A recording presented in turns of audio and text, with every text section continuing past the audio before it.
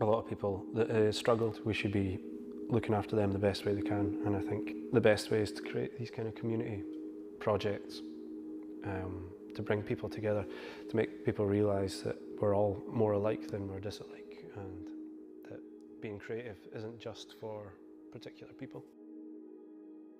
Working with people is very inspiring because you begin to understand other people's stories and empathise with people more. The hoops that you have to jump through just to make education accessible to a single mum it's ridiculous. So I think that it is important that people in the community are given the same access.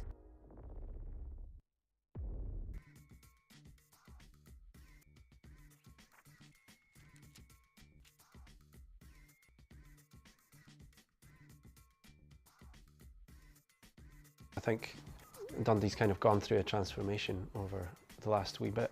Installing that kind of like pride about your city, creating these spaces just to walk through, I think can improve your mood.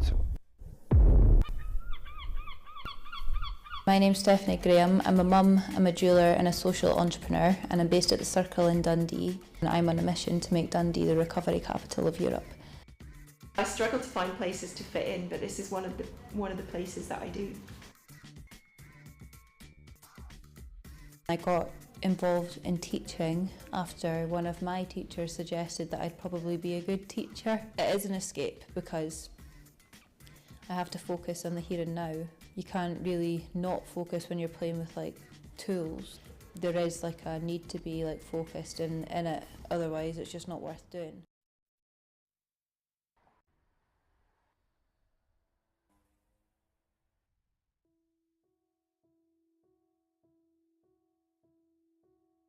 I'm Cara Rooney. I'm an illustrator and plaything maker, and I live in the hill town in Dundee. I like to make work that inspires children and adults to look at the world in a more playful way, to form a connection to nature, as well as to learn how creativity can help them in their lives. The group that I work with is Alzheimer's Scotland. With my part-time job, I facilitate an online art group, and that art group really helps them to deal with their illness by providing them with a sense of focus and accomplishment when they create paintings. At the moment, they've been stuck in their houses quite a lot, as a lot of them are quite vulnerable and are shielding from COVID, so it's allowed them the opportunity to meet people when they otherwise might not. A session with the Alzheimer's Scotland art group normally starts out with every participant opening up their laptop or their iPad and clicking on the link to join up with the meeting. And they then have a canvas that they've been working on, which they'll get out, and some paints as well, and a palette. I'll start with a 10-minute presentation of inspiration and creative things that are going on in Scotland as well. It was fabulous, but daunting, because you don't know what to expect. Didn't know any of them, didn't know their names, didn't know their habits. And they're all chatting. And you sort of start shrinking back into yourself a bit. And it must happen to lots of people with dementia, because you haven't got the ability to go forward. My art form is definitely a form of escape for me. I don't think I quite realise how much I need it until I don't draw for a while.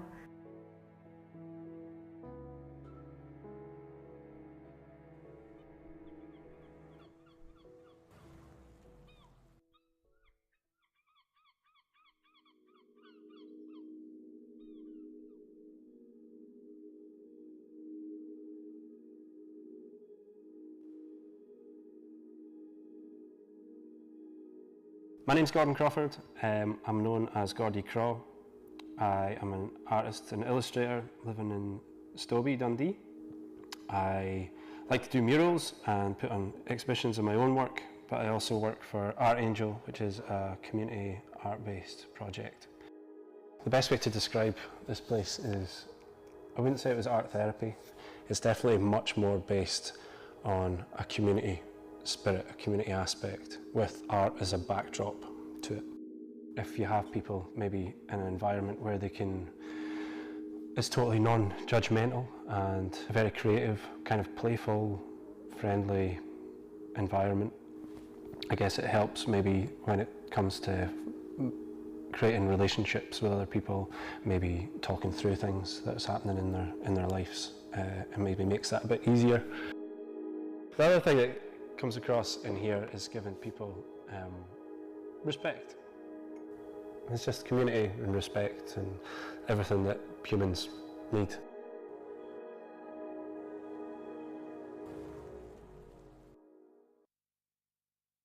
Dundee has a high suicide rate, it has a mental health crisis, it has a drug death crisis, and it's important that in times where Dundee is it's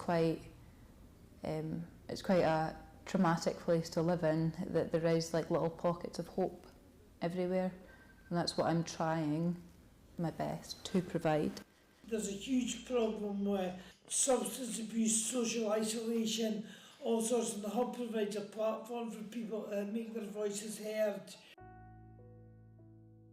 To network, you tend to think of dementia people, you know, without being rude, but not looking too good and not looking too well and not responding to you very well.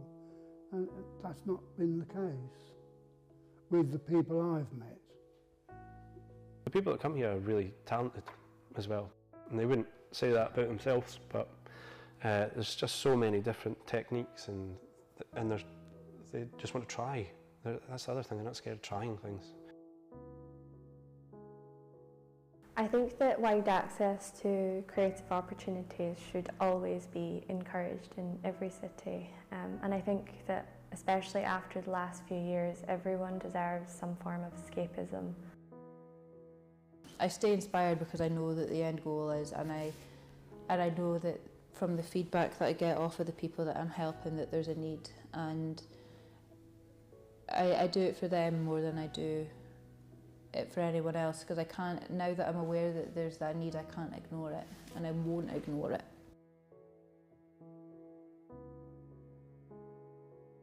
Okay. Welcome back, everyone. Well, that didn't work, did it? Sorry. We have a beautiful caption film, and why didn't we have the captions on? But that's a beautiful film by Bonnie McCrae that you can watch. We've just tweeted out the link. It's about mental health and well-being in the city. You might recognise one of our speakers, Stephanie, from there, but also Cara Rooney and Gordy Craw as well, who feature about the impact they make as creative practitioners. It's a great thing. We are going to do Pass the Mic. Woo! Back to like the good old days of actually being able to pass the mic if you want to be past the mic. This is the chance for you to shout out opportunities and events that you've got coming up, and it is just a quick fire, like put your hand up and we pass you the mic. You do it in really quick succession. Succession, that's a weird word. Like, yeah, we just ask you to keep it quite quick. Who's going to go first? Anybody? Once one person starts, it's like Pringles. There we go, thank you. Hi everyone, like Fasma, I'm a member of the Scottish Youth Parliament. I just wanted to say next year there's going to be Scottish Youth Parliament elections. So if you're a young person aged between 14 and 25 and you want to get involved with the local community, stand for the Scottish Youth Parliament. Thank you so much. Lovely, thank you so much, that was great. Hi, my name's Ella Matthews. I'm 17. I go to Young Company at Dundee Rep, but I'm also directing an adaptation of Shakespeare's Twelfth Night at my school, Grove Academy in Broughty Ferry. It is happening on Thursday the 1st and Friday the 2nd of December. If anybody would like to buy a ticket, you can get them from Grove Academy. Email, text, go to the school. We want to show that Shakespeare is accessible and fun to young people. We're focusing on themes like gender fluidity, sexuality, feminism through the lens of this romantic comedy full of mischief and fun. Thank you.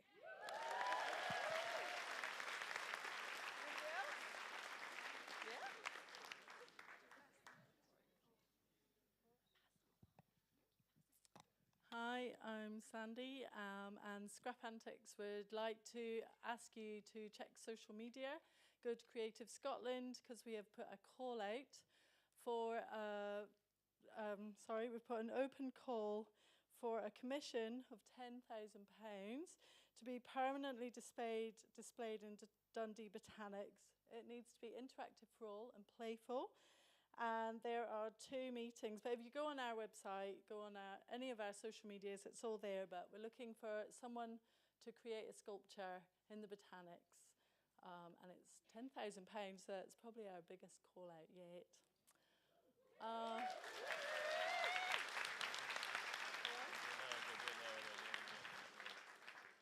There's one other thing I just want to say. I've just come back from Palestine, Nablus, where Dundee City is twinned with, and Dundee City, Nablus has been under siege for 3 weeks, and they live under an apartheid.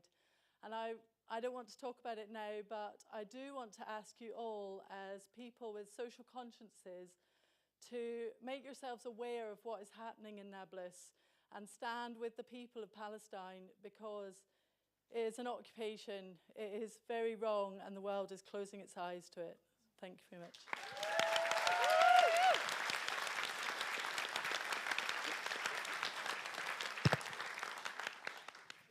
Hi, I'm Lizzie. I'm one half of Vault Gallery. We are a vending machine gallery based in the Keeler Centre. Our current exhibition is by Phoebe Willman.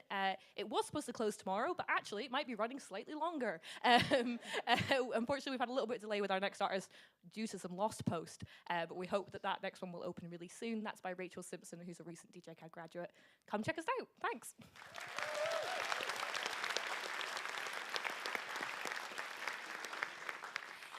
Hi, I'm Safia. I'm an Abertay graduate, and next week for Abertay Diversity Fest, I'm hosting an event for students and recent graduates on how we can improve diversity representation in games at our level and just make the industry more inclusive. So if you're a student, a game designer, or just interested by the subject, just come along. You can find the information online, just on Abertay social media, I think. Thank you.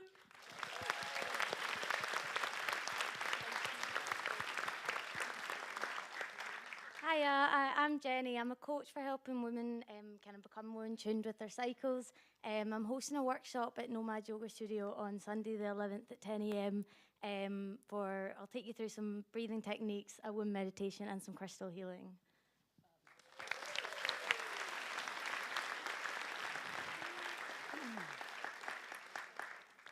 There. I'm so sorry. Thank you so much.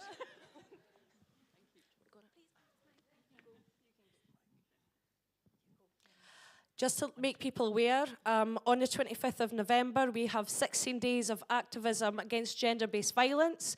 It's a worldwide event, and Dundee City Council, along with lots of partner organisations, Creative Dundee, lots of things happening, Reclaim the Night March, get involved, show up. That's...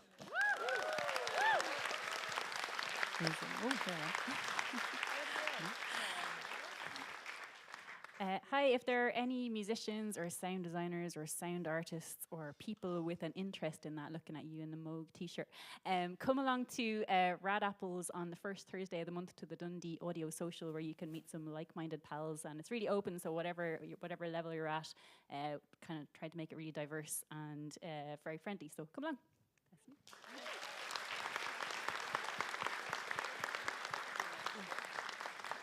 Hi, the community camps that I spoke about earlier are open to apply for. So if you go on Eden Project Community Camps, you can find the application for the next one that's in February.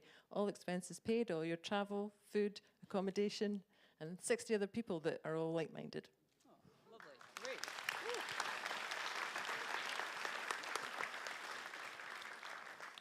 You okay for... Oh, thank you. Hi, my name is Iman Hussain. I'm the chair of Dundee Youth Council. I was just going to say, if you live, study in Dundee and you're age 11 to 25, you can contact us on our Twitter, Dundee YC. We do lots of work in the city around mental health and other issues. So yeah, if you're interested, contact us. Okay. No? Is that all our takers? Oh. Thank you. People are being very helpful today, thanks. Everybody's always very helpful. Hi, Hi, you've already heard me speak today. I'm a trustee at Feeling Strong, a mental health and wellbeing charity in Dundee. We're doing our annual fundraiser, Brave the Cold. It's a 5-mile walk from the V&A to Broughty Ferry on Saturday the 3rd of December. We're looking for anyone, everyone to come along, raise vital funds and chat a bit about mental health. So I hope to see anyone there. Thanks.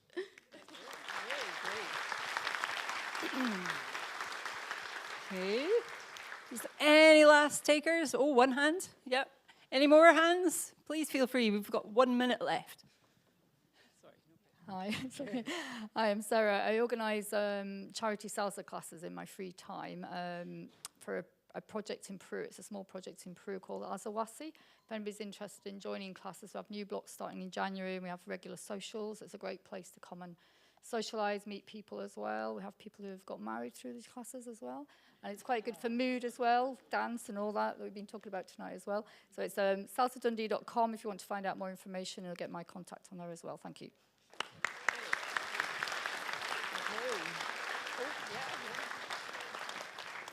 Hello. So on the 8th to the 11th of December, I'm putting on an exhibition in the V&A, and I've curated the work of stuff that's been made in community centres throughout Dundee by lovely people. Okay, thank you.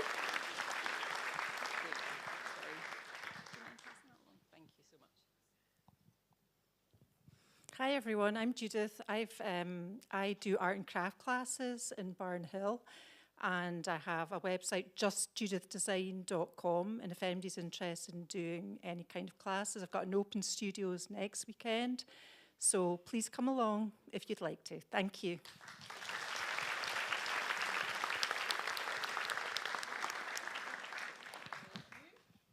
Okay, I think that's Pass the Mic officially done. It's hard to believe that that came out of a time that we were truly challenged technically, and we had like a 20-minute breakdown, like literal behind the scenes, and we just started passing the mic around, and it's become a huge part of all we do in all our events now. Oh, right, I'm a wee bit out of breath. Which I thought was quite fit until I started running up and down the stairs. Okay, so we're on to the second half. We're going to hear from 5 more speakers in our second half. I'm delighted to welcome Ravideep Kaur, who is an obsessive disruptor. She's a coach, a consultant, but she specialises in decolonial healing, and she's just an incredible soul, and I'm looking forward to so much hearing more from her tonight. Please welcome Ravideep.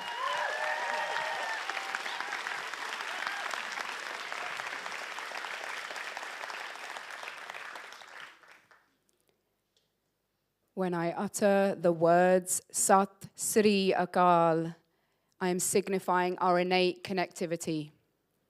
I bear witness to an internal light, a divinity that resides within me.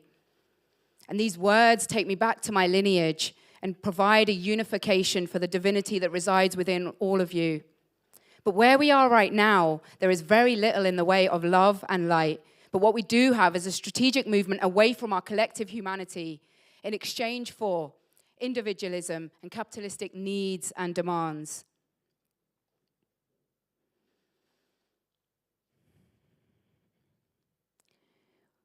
We are living in the creation of a supremacist Eurocentric world, in domination of a culture that has us locked in a disconnect, in trepidation of our true and authentic selves. Because if I was to ask you, I am asking, if I was to ask us to lean into a wholeness that was not suffocated by an externalized gaze, the pressure to conform or maintain hierarchy, I wonder what that would feel like. Because people, when they ask me, what is it that you actually do? And I have a chuckle. And I think about our obsessive nature with doing. And I flip the question and I think about our being. How do we embody a sense of being in the often cruelty of this world, in the often beauty of this world? For me, I am deeply committed to the disruption of the status quo, wherever I may find it. And it starts in the everyday, with the everyday and with me. taking sips of that liberation that I continue to fight for, the liberation that my ancestors did not have access to. So every day I diarize a walk. It could be 5 minutes, it could be 50, but it is daily, a love note, a commitment to myself that my humanity matters. And capitalism, white supremacy, coloniality, I am not your prisoner. So let's take a moment. Take a moment to come into my world. If it feels comfortable, place your hand on your heart and take a deep, intentional inhale. And think about what it means to feel rooted enough. And then let's think about those that were not allowed to breathe and those that are breathing in the most difficult of circumstances. This is Jagtar Singh Johal, a Scottish Sikh that has been arbitrarily detained in India for the past 5 years. Hashtag Free Juggy now for further info. And then let's talk about our roots. Because we know if we place a seedling in the earth, it will not establish itself until those roots have had time to nourish themselves. But what if those roots have been invisibilized, decimated, destroyed? I'm Ravideep Kaur, and my roots start in the rich dharti of the Punjab. Panj Dariyawan ki dharti, the land of the 5 rivers, a land that was stripped in 2 by the Radcliffe Line, a division of blood that pulled the heart of my beloved Punjab. 17th of August, 1947, Cyril Radcliffe signed this death note on Punjab. 15 million people displaced, 2 million at least dead. And I just want to take it back to the central component of this talk. Because even a year ago, we were not able to congregate like this. And there was a snippet of consciousness. The penny finally dropped, and we realized that what happens over there has a visceral effect over here. And we can shrug our shoulders, blame it on the ancestors. But these memories live within our very DNA. Her story is your history because it is a global one, it is a collective one, it is a colonial one. And here I stand, Ravideep, named after this river from the land of the Punjab. And the Kaur, well, that just signifies my roar.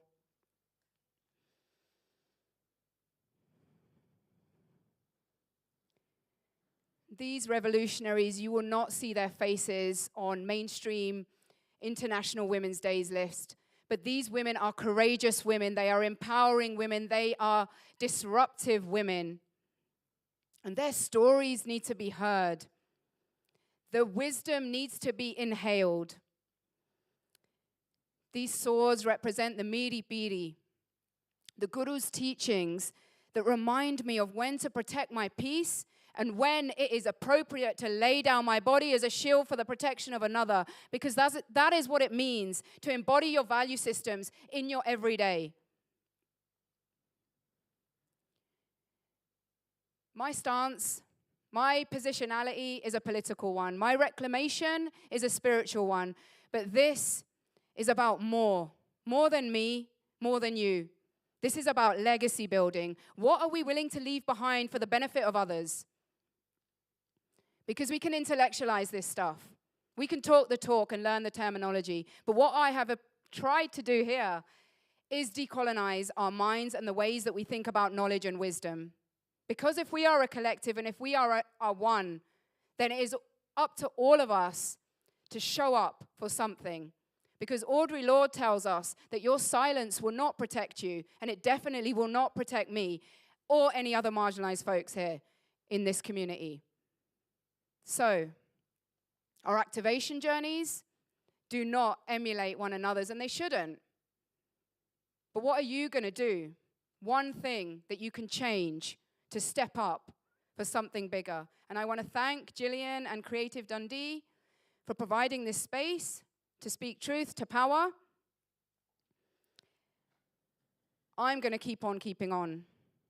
Dundee, it's up to you. Thank you.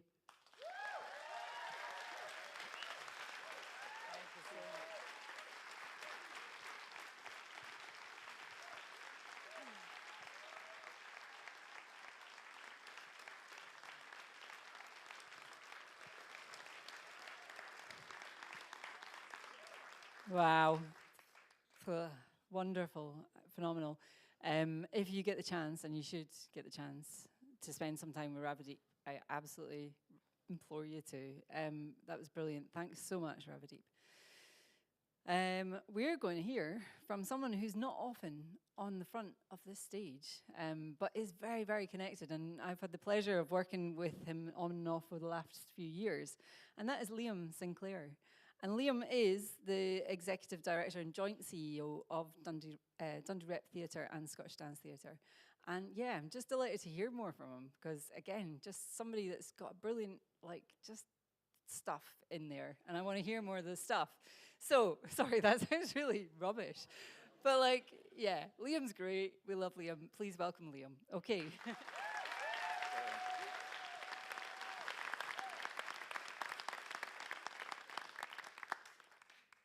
So, hello, I'm Liam, and as well as working here, I'm also partner to Fraser and dad to Blake. And this is a photo taken in the summer of 2020 on one of our favourite walks in the Scottish borders, where you cross over the border into Northumberland National Park, and then you do a big circle round, and then you come back down into the village of Kirkyetum. And it's just one of our all-time favourite walks. We spend a lot of time in the borders. It's a landscape that we love. We love the sort of changing environments that you can find yourself in. This Pecha Kucha has been designed as a bit of a metaphorical walk. So we're going to kind of go through different places in our heads, my head, in the way that you do when you're on a walk, and sort of things change with the landscape. So metaphorical walking boots on. Here we go. Could I invite you to close your eyes if you're comfortable? Nothing bad's going to happen. If you're able, can you just give your feet a quick feel? And then feel your head. Then place your hands on your heart, feel the rhythm of your heart. And then give your hands a feel. We're going to come back to this in a little bit. It'll make sense, trust me. Loads of the walk that I do tell me that I have to be really competent with a compass and the Ordnance Survey map. Confession time, I'm terrible at it. I've watched YouTube video after YouTube video and tried to line up, can I do it? I've not been lost in the hills yet. No mountain rescue's been called out. So I must be able to navigate the landscape. So something's going right. The kind of compass I am better with is a kind of metaphorical compass. This is a compass that we used here at Dundee Rep and Scottish Dance Theatre in those early days of the pandemic, trying to think about ways to navigate the confusion that we were in, the different strategic choices we might be faced with taking. And it was really helpful in terms of clarifying our decisions and provoking conversations. I did a Natural Change Foundation residency back in 2013 on the Knoydart Peninsula, and it was all about deepening our connection to nature and the land. There was a phrase used all the time, the map is not the territory. Phew, says I, because I can't read a compass. But the point was to ground us in the land, our feet on the land.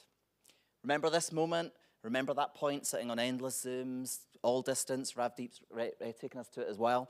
And we promised ourselves things would be better. We kept saying, how can we come back in a different way, having learned things from it? In one of those Zooms, I found myself talking about the gravitational pull that we might be faced with when we start to return to this new normal. To quote the science, in simple words, gravity is the body of the force of nature that drags a body towards the center of the earth or any other physical object.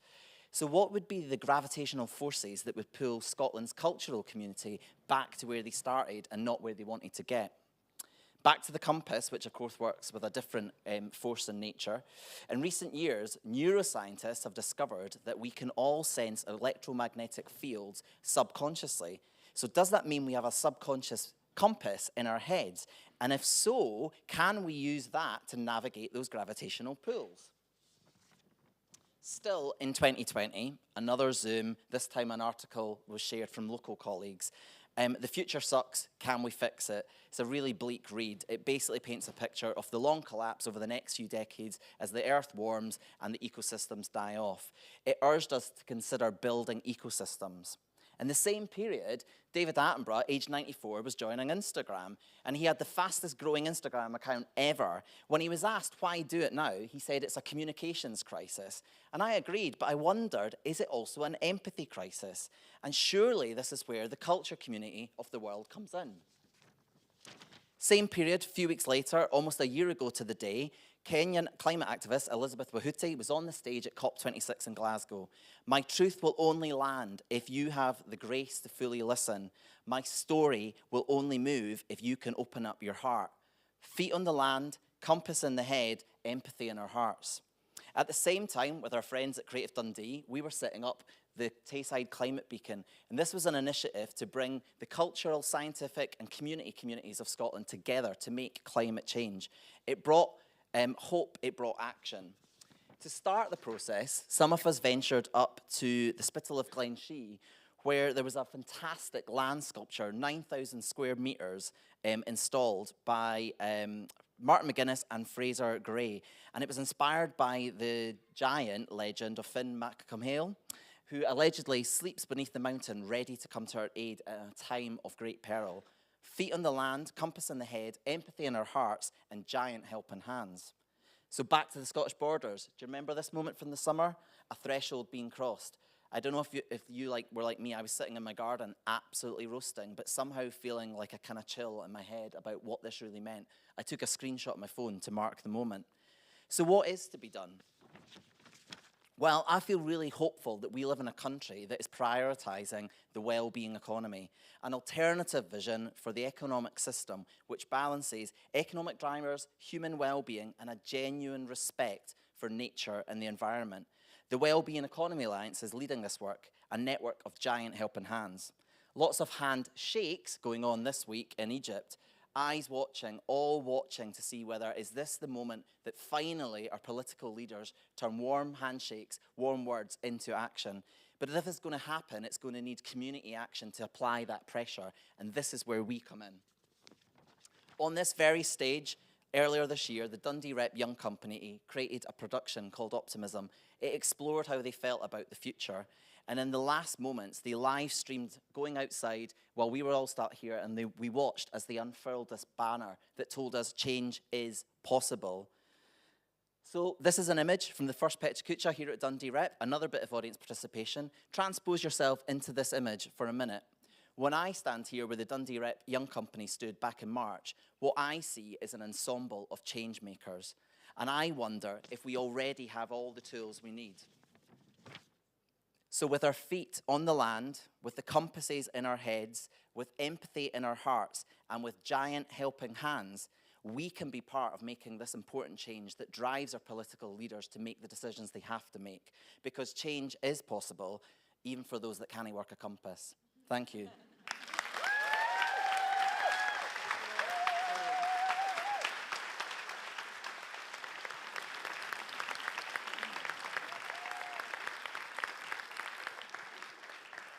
I think we'd all agree that you should get on this side of the stage more often, Liam. It'd be lovely to have you more. That was brilliant. Thank you so much. I will move on to our next speaker, who is Hilary Nicol. And Hilary was born in Dundee, but now lives in Aberdeen. And as if there's any, I love Aberdeen. I studied there. And she's a senior lecturer at Grey School of Art and also co-directs the brilliant Look Again. And she is going to tell us a story on and with her mum, who's in the front row here, Dorothy Nicol. We'll just point out Dorothy and give Dorothy and Hilary a big warm round of applause. Thank you. Thank you very much. Can you hear me? Okay. So this is a story about my family and about Dundee Rep Theatre. And this is my mum, Dorothy, who's in the front row there. Hello. Here she's 10 years old, it's 1949, and she's just passed her first ballet exam. And she's delighted because she is stage struck. She goes to Dundee Rep Theatre every fortnight with her mum and dad, and she goes here to the old Rep in Nicol Street. Fast forward a few years, she's left school, she's working at DC Thompson, and she gets a call. Would she like to come and be a dancer in a production of Toad of Toad Hall at Dundee Rep? So she says, yes, please. And so she finally gets a chance to tread the boards. couple of years later, she goes to the JM Ballroom and she meets this handsome young architect student and avid jazz fan, Andrew Nichol. And they go out and he graduates and he does a Homer and he gets some money and he buys her an engagement ring. And so they carry on their lives together. Just before they're married, 1963, she's in the Evening Telegraph offices and someone runs in shouting, "Dundee Rep is on fire." And she runs to the window and she can see smoke and flames billowing out of the Rep in Nichol Street, just along the road, and she's absolutely devastated to see this terrible thing. So at this time, Dad is working in London, and he's working for Powell and Moya Architects. And this is a lovely card that he kept, and it's like a good luck card. As they send him on his way, this is from his colleagues, he's going back to Dundee, 1963, and he's going to marry Mum in Dundee. And this is this lovely handmade card. And so there they are. There's the newlyweds, front page of the Tully, because that's where Mum works. And her colleagues thought it would be a bit of fun to put her on with this rather puzzling headline. So off they go, and they start their new lives together down in London. And this is a lovely drawing that Dad kept from Powell and Moya. They were kind of at the forefront of the post-war rebuilding of Britain, and they did amazing social housing and lots of hospitals, and this is in High Wycombe. And so, yeah, he was part of the project here. And after that, he went on and he worked for another architect called Dennis Lasden, who we probably would think of as a big proponent of brutalism. And this is the University of East Anglia, and Dad was part of the project team for this. These very sort of signature ziggurat buildings. And he remembers getting on the train with Sir Dennis and eating kippers in the breakfast car on the way to Norwich. And this is one of the drawings that he kept in a pile from that project. And it's kind of nice to think about the fact that Dennis Lasden was also designing the National Theatre in London at the time. And Powell and Moya had designed the Chichester Festival Theatre, so there was a bit of theatre design sort of stuff going on even back in those days. 1966, this is Team 4. Richard Rogers, Norman Foster, and as Dad said, their wives. So they offer him a job, but he has to turn it down because they say that they cannot provide him with a regular income. The thing being that Mum and Dad are about to become parents. I'm on the way. So they decide instead to move back to Scotland and they settle in Broughty Ferry. And this is an original brief from Dundee Rep Theatre, and Dad kept it because a few years later he's designing a new home for Dundee Rep Company, along with his colleague Rick Russell. So this was the start of that process. This is an original concept drawing before it was built. And this is a really big job. It takes a long time. It's quite fraught with challenges. There's inflation, there's planning consent trouble, there's all sorts of stuff going on, and it becomes quite a big part of our lives. And as a kid, I remember sort of growing up almost feeling like Dundee Rep was part of our family. Anyway, the building is completed eventually, and this is a postcard of the original interior. I don't know if anyone remembers it. 1982, and this is what it looked like when it opened to the public. Finally, and to much acclaim, and of course it won some great sort of prestigious architecture prizes at the time, and there's this lovely frieze there. So, as a result of Dundee Rep, Nichol Russell Architect Studio is formed, and this is the original gang. There's Dad, there's Mum in the middle there, and this new architecture practice started life around our dining room table in our house, and then moved into a room that was available, which I wanted as my bedroom, as my teenage bedroom, so I was not well pleased. So they put these stairs outside, and that was the studio there, and they became very busy very quickly, and soon there were more architects in the house, and there'd be piles of architect students helping out, and there'd be architectural models on Mum and Dad's bed, and there'd be meetings in the living room, and it was quite an interesting environment to live in. They even brought in a porta-cabin to provide some extra workspace at the time, and Mum sat in that porta-cabin working. Eventually, though, they moved out, they got their own premises, and we got our house back. And then one night, Mum and Dad go to Dundee Rep. And while they're at Dundee Rep, somebody breaks in, burglars break into the empty Nichol Russell studio room, and they ransack the house. Mum's left her engagement ring at home. The stone is wobbly. So they steal her engagement ring and other jewellery.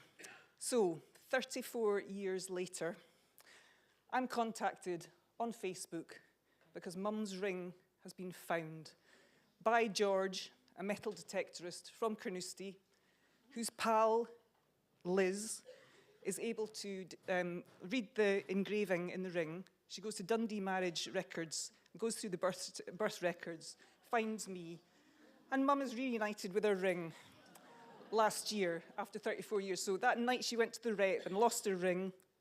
It turned her into an international media star. This is not just DC Thompson. This went all over the world. Turkey loved this story for some reason. So, and this is my last slide. And so this is the year that Dundee Rep becomes a listed building. And my dad's no longer with us, but this is him doing his favourite thing. And I thought we'll kind of put him on the stage in this amazing building that's had such a huge impact on all of our lives. Thank you.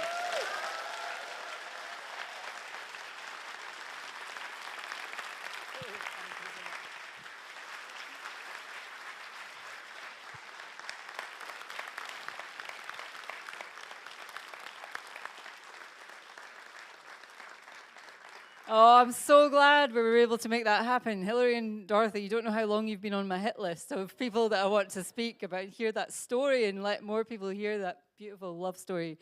Thank you so much. That was great. It's all the emotions tonight. So next, we're going to hear from our second to final speaker, and that's Jamie Bankhead. And Jamie is CEO of Conglomerate Games, and he specialises through his video games in creating games to help people. He's worked on a number of games, from games which help kids with breathing conditions to training games for doctors, and is committed to changing the perception around games. So please welcome Jamie. Thank you very much.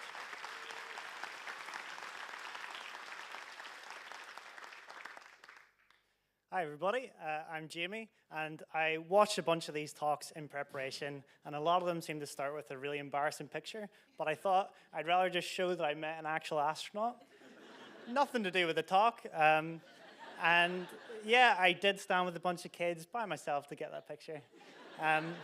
But I'm guessing a lot of you can already tell I'm not from Scotland. I came across to study at Abertay, I did games, and I graduated back in 2020 during lockdown, which meant no graduation. So for Christmas that year, me and my sisters, for my mum's present, faked it, and we photoshopped us together because, unrelated, my other two sisters also didn't graduate, so she would have been raging at no grad pictures from any of us. This is her with her 60-plus bus pass. She'd be raging if I told you how old that picture is, but I'm safe because she's actually en route to Cambodia at the minute. She's doing some mental health support despite supposedly being retired. She actually spends a lot of her time helping people, which I think definitely informed what I do today, which is run Conglomerate. We are a video games company dedicated to creating games to help people. I'm sure a lot of you might have heard about serious games or gamification. It's not really what I'm going to be talking about today, but if anyone does want to talk, I'll be here after if you do. But I grew up playing games, all kinds of games, board games, games nights, everything. For anyone who recognizes this is the cereal box game. It's great. The goal is to pick it up with your mouth. You're not allowed to touch the ground. I'd recommend it for everyone. But I realized quite early on that games are really powerful and can have such a positive impact. Games in particular, video games, all really great. This is me and my friend playing Just Dance, for anyone who's ever played it. It's a great workout, especially if your dance partner's 6'2" and you're trying to do lifts. It's absolutely knackering. But yeah, this is what I want to talk about. I want to give examples that games aren't just guns and violence. Like, they're really fun and they can be really, really powerful. Just Dance in particular is fitness, but if anyone's heard of Pokemon Go, it's a game where you walk around collecting Pokemon. This is my friend's stats for the game. He's walked almost 10,000 kilometers. That's the top of the UK to the bottom 10 times. That's like 6.5 kilometers a day since he started playing, which is just bonkers. The next example I want to give is the Assassin's Creed series. This is a game where you play as an assassin. I learned a lot by playing this game about history and the Renaissance. It made me want to visit Italy. Not the only reason, but like, you can see El Duomo in the background in Florence. One of my friends said that the first time they visited Rome, they actually knew where everything was by playing Assassin's Creed, which is hilarious. But they've clocked on. They've added this exploration mode, which basically allows you to turn off the assassins part of the game and just explore. So you get to visit the Sphinx, you can climb the pyramids, you get to learn by just playing. Imagine history was actually just playing Assassin's Creed. That'd be so awesome, rather than reading a textbook. This next iconic game is RuneScape. Some of you may recognize it. Everyone who's played this learned about online scamming. I'll never forget the time that my friend in the game took me to the wilderness and killed me. I've never trusted anyone online ever again. Never fallen for a scam. But joking aside, I've actually learned so much playing RuneScape about economy, trading. For example, in this picture, I'm trading 1,000 or 1,000,000 gold pieces, which is actually worth about 35 cents USD, which might surprise some of you, but for countries like Venezuela, where hyperinflation is just insane, it's actually a viable career to play RuneScape and farm gold in-game and sell it, which is just nuts. The other extreme end is this game called EVE Online. It's basically a space exploration game where you explore using these big and expensive spaceships. In this picture, there's actually a battle happening which cost over $380,000 for that one battle, ships destroyed, in a war that would cost almost $1 million. So it might not surprise you that they actually have a real-life council that they vote for that meet in person to discuss in-game politics, treaties, and alliances, which is just crazy. They work a lot with the developers as well to kind of inform the game's progression. And the developers recently have integrated this thing known as citizen science. It's basically outsourcing research to the public. I spoke to the people at MMOS, which stands for Massively Multiplayer Online Science, and they said that this protein discovery thing that they did would have taken researchers 10 years of time, took the game players 17 hours, which is just crazy. This next game, World of Warcraft, some of you might recognize that. In this update, Hakar was this boss introduced to the game, and it could infect players with a thing called corrupted blood, which could be transferred to other players that were nearby. It was supposed to be high level, really high damaging, so only a small part of the game, and supposed to be in this specific area. But due to a bug, it got out. It basically started infecting cities across the game and killing lots and lots of players. People flee to the countryside, communities and guilds try to set up quarantines and healing stations, but as more people heard about it, they came online and it kind of spiraled out of control. Now, this happened in 2005, and I'm sure you can get a lot of similarities, but this was actually used as a study to help inform epidemiologists on how people react to viruses. I'm sure that you can already pick up on some similarities, like high-level players who could get infected, but it didn't really affect them, could still spread it to low-level, vulnerable players. So they actually learned quite a lot from the game. But I'll bring it back to Dundee with Minecraft. I'm sure a lot of you know what this is already, but it's a game where you can build anything. You can build your own buildings, your world, your own story, and it's really great. But Minecraft education has actually brought it into the classroom as well and has allowed kids to learn math and literacy through playing Minecraft. My favorite example is this uncensored library. For countries where censorship has stopped certain articles or journals or even authors being banned and you can't read them, you can actually log in and play Minecraft, and they've recreated the books in-game so you can bypass that firewall, which is just crazy. I quickly realized, though, doing this talk, I had so many examples to give, but 20 seconds is not a long time. So basically what I want to say is play games. They're really great. Play with your friends, your family, absolutely everyone, because you can get a lot out of them other than just fun. But thank you very much for listening.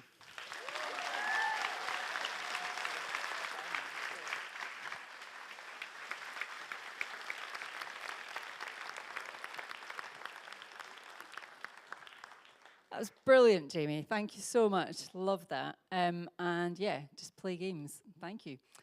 Excellent. Cheers. Okay, wow. We've already got to the end of our time together. Oh, there's a stool beside of me. This is our final presenter. No, and yeah, it's been lovely. Sorry. Oh, gosh. Okay. And so we've got one last talk performance, and I'm delighted to welcome Taylor Dyson, who's a playwright, poet, and performer here in Dundee. And she co-runs Elfie Pickett Theatre with her partner Callum Kelly, and it's an award-winning Dundee-based theatre company, and they're focused on creating contemporary social and political work. And they've currently been touring Dolly Parton's Save My Life, which is funded by Creative Scotland. And Taylor's passionate about Scots language, accessible arts, and working class representation. Please welcome them to the stage.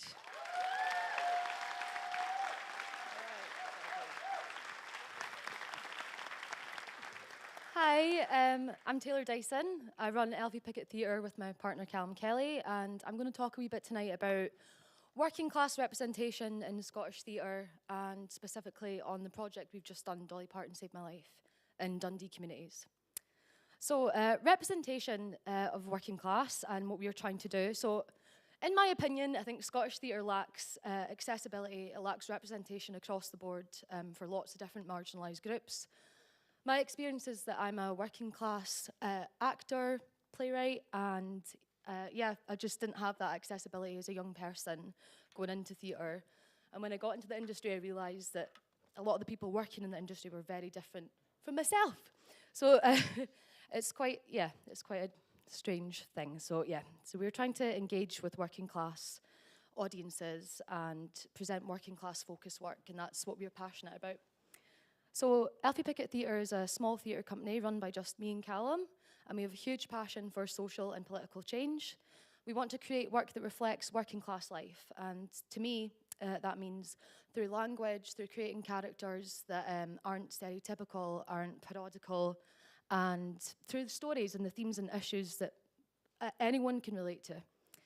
So I also think another thing that's important to us is how we present our work and how it is accessible, and I think that's through how we present it through music, through comedy, through the uplifting themes, but also by making it accessible. Brings me on to Dolly Parton Save My Life. So accessibility, why people don't visit theatre, I think it's a talked about issue. There's many statistics regarding that is largely middle class white audiences and largely middle class white people working in theatre as well. So we wanted to bring a free piece of theatre to Dundee communities. We wanted to add a social event, and we wanted it to be completely accessible for people in Dundee, especially after COVID and during the cost of living crisis that we face at the moment. So our previous work includes Ain City, which was my debut show, The Union and the Crown, and then COVID hit, and that was in 2019. We just finished that, and I started writing Bonnie's Birthday, which was a short radio play for the On-Off Theatre Workshop in America. And I wanted to talk about everything in my wee working class Dundonian life that I could present, and that brought me on to Dolly Parton. So Dolly Parton is a working class icon. I was brought up with her music, and I think the impact of country music on working class communities in Scotland is huge, and that's something I wanted to explore with this play.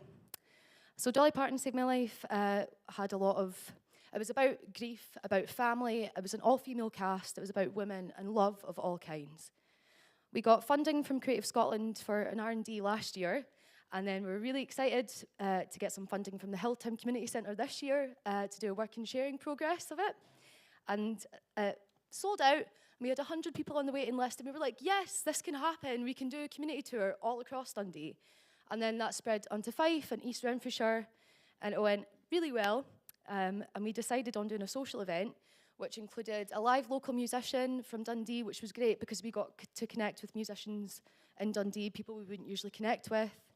And we did karaoke, we did a pub quiz, and we had loads and loads of cakes as well. So yeah, in conclusion, basically, it's difficult times at the moment for everybody, for the arts, and I think just making sure that we have more free things, more accessible things is so important. And it honestly was the most heartwarming experience doing Dolly Parton Save My Life. So I'm going to finish up my thoughts on this with a wee poem that I've wrote called Wa Me.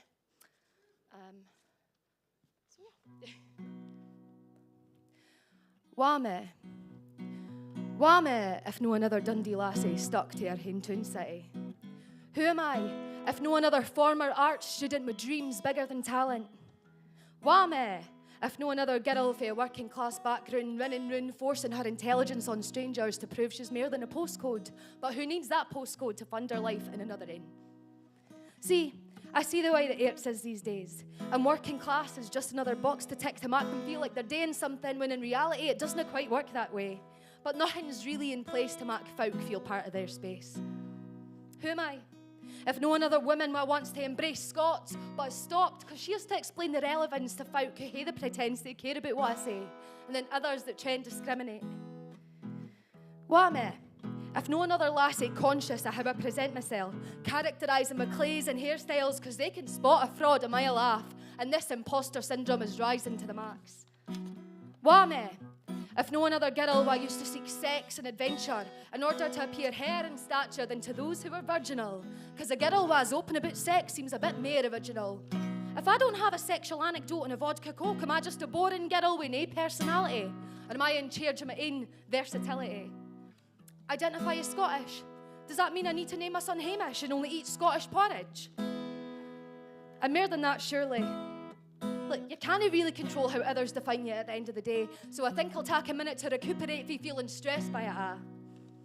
And we can learn that we can only be happy without making others miserable. And we can learn that surely to speak a certain way doesn't make you unpredictable, unemployable, schemy, or overly emotional. Let others do the defining and focus on happiness. That's my goal. I'm fine with no caring who I am. Thanks.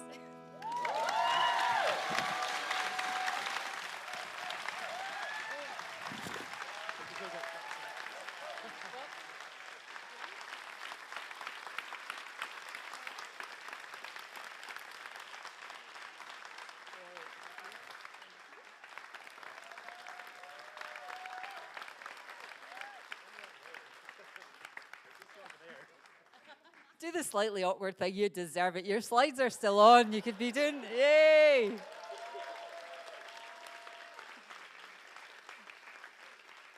Oh, brilliant. And we get lovely photos of Dolly as well. That was great. Thank you so much to Taylor and to Callum. Thank you.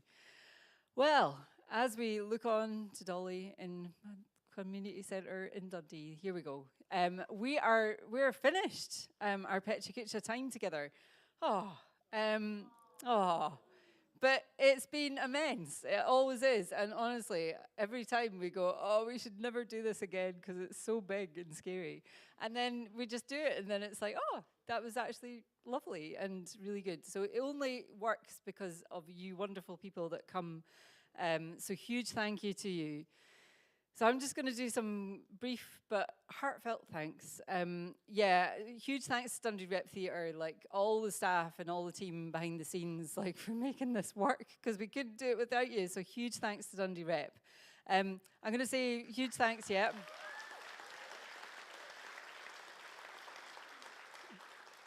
Let's thank the next people, and then we'll do a bundle of people and not thank them until the end. But I'm going to say a huge thanks to our wonderful interpreters, Linda Duncan and Lee Anderson. Complete joy to work with, so thank you. And then, let's go through everybody. So, wonderful photographer Ben Douglas, Lyle Bruce for the tech, to Grey Events, Mo and Andrew behind the scenes, to Steve.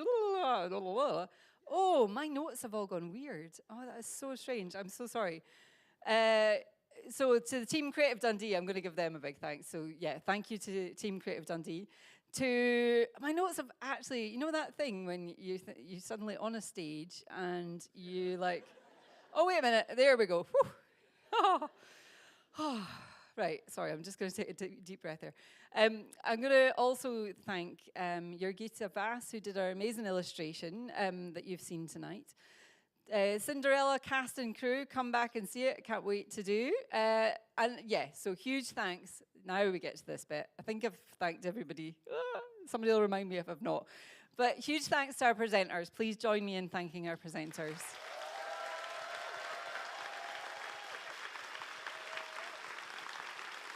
Well done.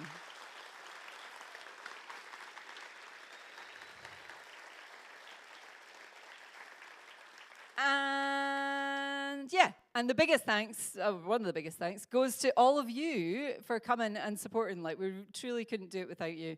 I don't know what we would do. We just wouldn't do it, obviously. We're gonna... Oh, yeah. Okay, so I think, have we got another slide? Is there another slide, or is that the last slide? So we will see you. We were thinking, oh, maybe we should just stop doing them. And then we remembered that it's number 30.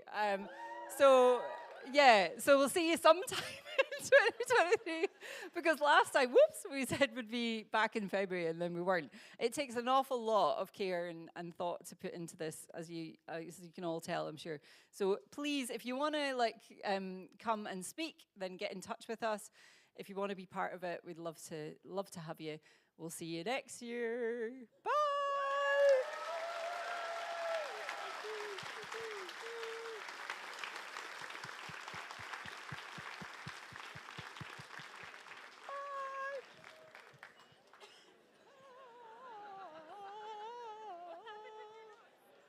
Oh, they just unsunk.